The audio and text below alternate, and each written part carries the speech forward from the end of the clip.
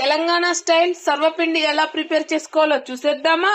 ముందుగా నేను 2 కప్పుల బియ్యం పిండి తీసుకున్నా. పసుపు, జీలకర్ర, ఉప్పు వేసుకుంటున్నా.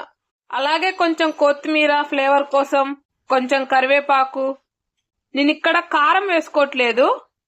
సన్నగా కట్ చేసుకున్న పచ్చిమిర్చి. సర్వపిండిలో ఇవి తప్పకుండా ఉండాలి రోయ్. ఉల్లిపాయలు. మసాలాలు మొత్తం వేసుకున్నాం కదా, కొన్ని వాటర్ పోసి ముద్దలా కలుపుకోవాలి. పిండిని ఇలా ముద్దలా కలుపుకున్న తర్వాత కొంచెం మందంగా ఉన్న గిన్నె తీసుకొని కొంచెం ఆయిల్ వేసుకొని ఈ గిన్నెకు మొత్తం పట్టించాలి. కొంచెం పిండి తీసుకొని గిన్నె మొత్తం ఇలా ఒత్తుకోవాలి. మనకు కావాల్సినంత సైజులో ఒత్తుకున్న తర్వాత చిన్న చిన్న హోల్స్ పెట్టుకోవాలి.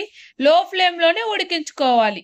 ఆయిల్ వేసి ఒక 10 నిమిషాలు ఉడికిన తర్వాత వెనుక వైపుకి తిప్పుకోవాలి. టేస్టీ టేస్టీ సర్వపిండి రెడీ రోయ్. సబ్స్క్రైబ్ చేయండి.